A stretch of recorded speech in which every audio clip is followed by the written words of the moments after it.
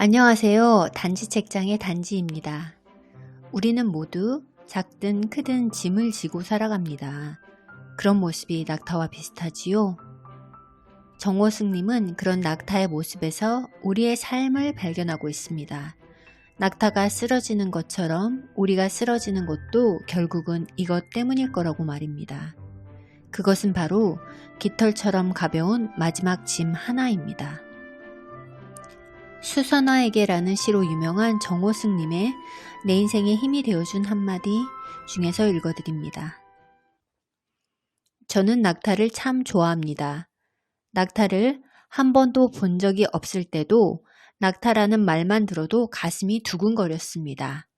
그건 제가 시적 은유물로 낙타를 늘 소중하게 생각하기 때문입니다. 이 고통스러운 현실을 사막에 비유한다면 그 사막을 걸어가는 낙타야말로 바로 나 자신이 아닌가 하고 생각한 까닭입니다. 그래서 낙타 하면 마음속으로 늘 눈물이 핑 돌았습니다. 낙타를 처음 본 것은 몇 해 전 명사산으로 유명한 중국 둔항에 갔을 때입니다. 명사산 입구에 들어서자마자 멀리 사막의 모래 능선을 걸어가는 낙타들이 보였습니다. 순간 숨이 딱 멎는 것 같았습니다. 마침 늦은 오후의 햇살이 능선의 경사진 한 면을 어둡게 만들어 명암의 대비에서 오는 신비감이 극명했습니다. 그날 또 낙타를 처음 타보았습니다. 명사산 입구에서 산 아래까지 걸어가기에는 제법 먼 길이라 다들 낙타를 타고 갔습니다. 낙타 등에 오르자 마치 구름 위에 오른 것처럼 마음이 들떴습니다. 그러나 곧 마음이 아파왔습니다. 낙타가 너무나 힘들어했기 때문입니다. 한 걸음 한 걸음 내디딜 때마다 씩씩거리며 콧김을 내뿜기도 하고 오줌을 싸기도 했습니다. 하루에도 수십 번씩 관광객을 태우고 걷기 싫어도 걸어야 하는 낙타의 고통이 그곳을 떠날 때까지 내내 느껴졌습니다. 그 후 몽골 남고비에 갔을 때입니다. 해질 무렵 모래 입자가 마치 설탕가루 같은 모래산의 능선을 맨발로 한참 걸어 올라가다가 문득 산 아래를 뒤돌아 보았습니다. 언제 어디서 나타났는지 멀리 수십 마리의 낙타들이 낙타풀을 뜯고 있는 모습이 보였습니다. 감동적이었습니다. 잠시 넋이 나가는 듯 했습니다. 마치 낙타를 그리워하는 나를 위해 낙타들이 일부러 한순간에 나타난 것 같았습니다. 저는 그 자리에 선 채로 사랑하는 이를 바라보듯 낙타를 바라보았습니다. 낙타가 풀을 뜯다가 한 번씩 고개를 들고 멀리 사막을 바라볼 때마다 영혼을 바라보는 것 같았습니다. 생각보다 낙타의 걸음은 빨랐습니다. 풀을 뜯어먹으면서도 맨 앞쪽에 있는 낙타를 놓치지 않고 부지런히 따라갔습니다. 맨 뒤쪽에는 한 소년이 낙타를 타고 그 뒤를 따라가고 있었는데 그 소년이 바로 나 자신인 듯 싶었습니다. 소년은 노을이 짙어지자 낙타 등에 탄 채 어디론가 보이지도 않는 집으로 향했습니다.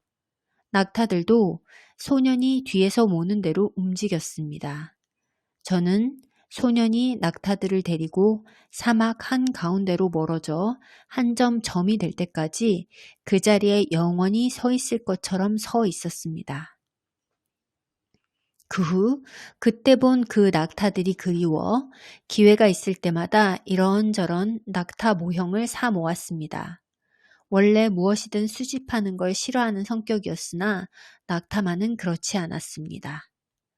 아기 낙타가 엄마 젖을 빨고 있는 모습을 조각한 나무 낙타에서부터 자물쇠용으로 만든 철제 낙타에 이르기까지 67개 정도의 낙타가 모이자 책꽂이 한 칸을 다 비우고 그 안에 그들을 살며시 갖다 놓았습니다. 그리고 틈나는 대로 그들을 바라보며 사막을 생각합니다. 그럴 때마다 나를 바라보며 내 인생을 깊게 성찰하고 있다는 생각이 듭니다. 아마 뜨거운 모래바람이 불어오는 사막 위를 묵묵히 걸어가는 낙타처럼 살고 싶다는 열망 때문일 것입니다. 사람의 일생은 어쩌면 무거운 짐을 지고 먼 사막의 길을 가는 낙타의 일생과 같을지도 모릅니다. 그래서 힘들어 포기하고 싶을 때마다 낙타가 쓰러지는 건 깃털같이 가벼운 마지막 짐 하나 때문인데 하는 생각을 하곤 합니다. 지금까지 그 무거운 짐을 지고 여기까지 걸어왔으면서도 마지막 깃털같이 가벼운 짐 하나의 무게를 이기지 못하고 쓰러지는 건 아닌가 하고 다시 힘을 내곤 합니다. 제가 쓰러져 일어나지 못했을 때를 돌이켜보면 대부분 깃털처럼 가벼운 짐 하나 때문이었습니다. 물론 깃털같이 가벼운 마지막 짐 하나를 참지 못했다는 것은 그동안 그것을 참지 못할 정도로 있는 힘을 다했다는 뜻일 수도 있습니다. 비록 깃털같이 가벼운 짐이지만 지금까지 참고 견뎌온 무게보다 수천 배 더 무거울 수 있다는 의미일 수도 있습니다. 그러나 인생은 우리에게 다시 한 번 더 최선을 요구합니다. 등에 무거운 짐을 짊어지지 않고 살아가는 사람은 아무도 없습니다. 너무 무거워 벗어놓고 싶어도 그 짐은 살아있는 동안에는 벗어놓을 수 없는 짐입니다. 그러나 그 짐은 산을 오를 때 등에 진 배낭의 무게가 몸의 중심을 잡아주는 것처럼 소중합니다. 내 등에 짐이 없었다면 나는 세상을 바로 살지 못했을 것입니다. 내 등에 있는 짐 때문에 늘 조심하면서 바르고 성실하게 살아왔습니다. 이제 보니 내 등의 짐은 나를 바르게 살도록 한 귀한 선물입니다. 내 등에 짐이 없었다면 나는 아직도 미숙하게 살고 있을 것입니다.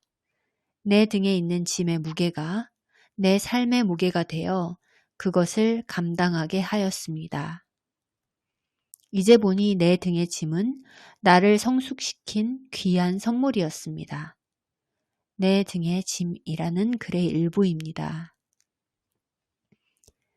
이 글을 읽을 때마다 내가 짊어진 무거운 짐이 얼마나 소중한 것인지를 알 수 있었습니다.